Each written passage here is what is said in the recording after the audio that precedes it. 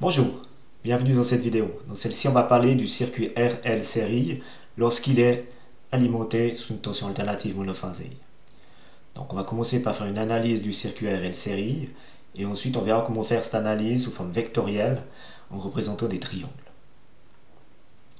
Si on prend notre circuit RL série, si on applique une tension, on va voir apparaître un courant. Ce courant va traverser les deux éléments, la résistance et la bobine. Donc on va apparaître deux tensions partielles, une tension UR et une tension UL. Donc on se retrouve avec 4 vecteurs, un vecteur de courant et 3 vecteurs de tension. Donc on va pouvoir effectuer un diagramme vectoriel. Pour ça, il faut avoir une référence. Donc une référence, c'est un vecteur sur lequel on va aligner tous les autres. Dans le cas d'un circuit série, ce qui est commun à tous les éléments, c'est le courant. Donc on va mettre notre courant comme référence de nos diagrammes vectoriels. Ensuite, on va placer les tensions par rapport à notre vecteur de référence. On va commencer par placer UR. UR, donc on l'a vu dans le sujet précédent, la tension et le courant d'une résistance sont en phase. Donc on va retrouver ici la flèche UR alignée avec I. Pour la tension sur la bobine, on a vu dans le sujet précédent que le courant est en retard de 90 degrés par rapport à la tension. Dit autrement, la tension UL est en avance de 90 degrés par rapport à I. Donc on va le placer ici. Pour placer U, il faut faire la somme vectorielle de UR et de UL. Pour ceci, ce qu'il faut faire, c'est prendre la dimension de UR, prendre la dimension de UL, et ici, le croisement sera le point d'arrivée de notre vecteur U. Le point d'origine est là, et on retrouve ici notre vecteur U, ici avec cette dimension qui est là. On va aussi retrouver l'angle de déphasage entre U et I qui va se trouver ici.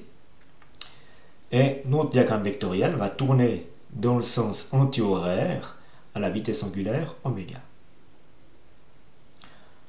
L'angle de déphasage, phi, va varier selon qu'on soit plus ou moins résistif ou inductif.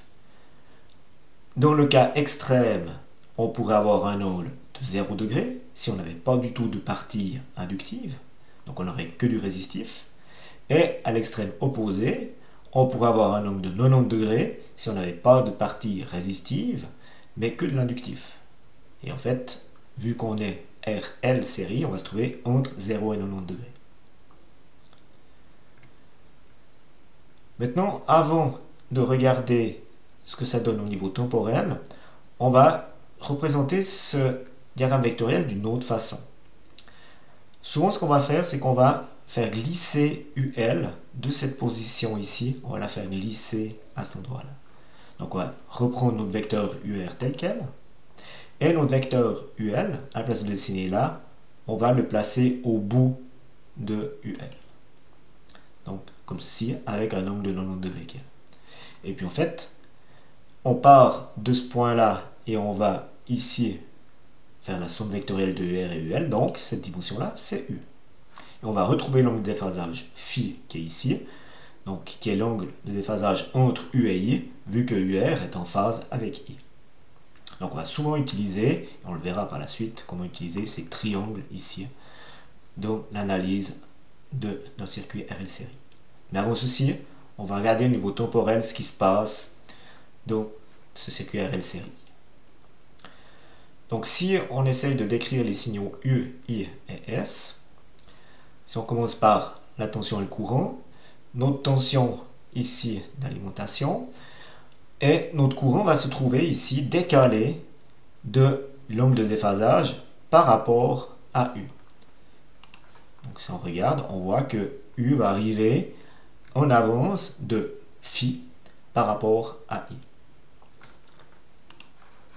Donc on a le point ici à 0 et on a le même point qui est là décalé de, dans cet exemple-là, 30 degrés. On a la valeur crête qui est ici sous la tension, la valeur crête du courant se trouve décalée ici de l'angle phi. Au niveau de la puissance, S, qui est égale à U fois I, ce qu'on voit, c'est que dans la zone ici de décalage, donc dans les 30 degrés par rapport au point d'origine, on a positif fois négatif, donc on a à cet endroit-là une puissance négative. Ensuite, on a positif fois positif, donc on a la puissance qui est positive là. Et on retombe à cet endroit-là, au passage de 0 de la tension. De nouveau, pendant cet exemple-là, 30 degrés, on a négatif fois positif, donc on a une valeur de puissance qui est négative. Donc on voit que pendant l'angle de déphasage, à 2 reprises, on va non pas absorber l'énergie, mais la restituer. Donc on voit que ces deux zones-là correspondent à l'angle de déphasage.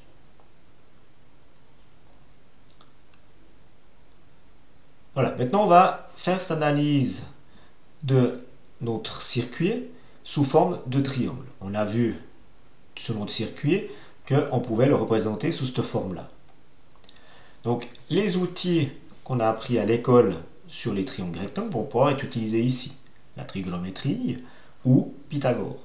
Par exemple, si on prend Pythagore, pour ce triangle-là, on pourrait calculer l'hypoténuse en disant que U est égal à UR carré plus UL carré. Voilà. Maintenant, ce triangle-là, si on le divise par I, vu que I est commun à R, à L et au tout, en fait, on va obtenir un triangle qui est proportionnel à celui-ci.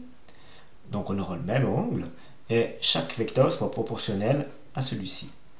Ce triangle-là, si on prend la loi d'Ohm, U divisé par I, ça donne R. Donc là, on a en guillemets le triangle des R. C'est l'opposition au passage du courant de chaque type d'élément. Donc on a R, Z et XL. Alors on va regarder ce que veulent dire ces trois valeurs. R, la résistance, c'est l'opposition au passage du courant dû à la matière. C'est l'élément actif. XL, c'est la réactance d'induction. C'est l'opposition au passage du courant liée à la force contre-électromotrice de la self-induction. Donc c'est celle qui est liée au magnétisme. Et finalement, Z, l'impédance, c'est l'opposition globale au passage du courant. Donc c'est l'assemblage des deux. Mais attention, cet assemblage des deux, on ne fait pas la somme des deux. Vu qu'on a un triangle rectangle, on va devoir utiliser Pythagore.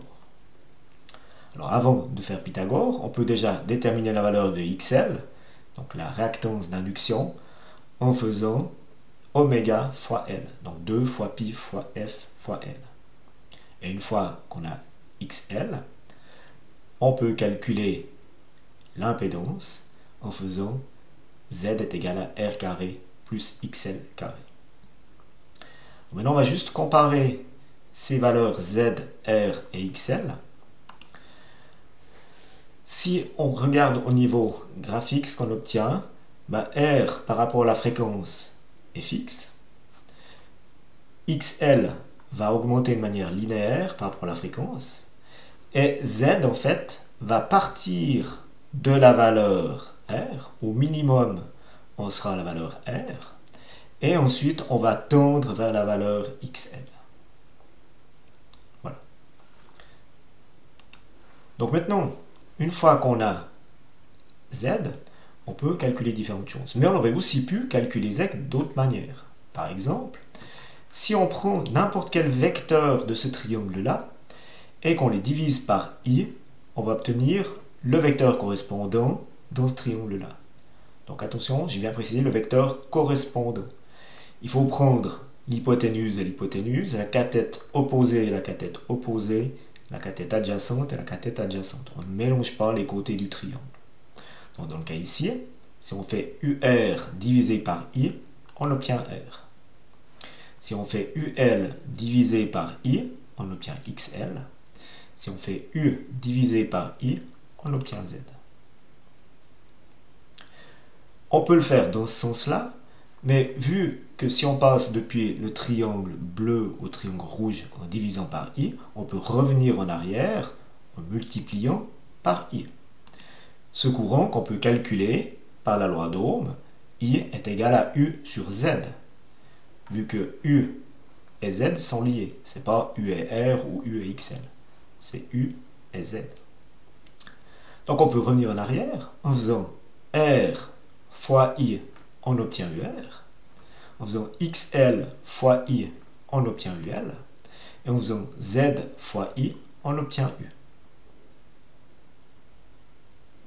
Maintenant, on peut aussi continuer dans l'autre sens. Vu qu'on a passé de Z à U en faisant fois I, on peut continuer en faisant fois I pour arriver au triangle suivant.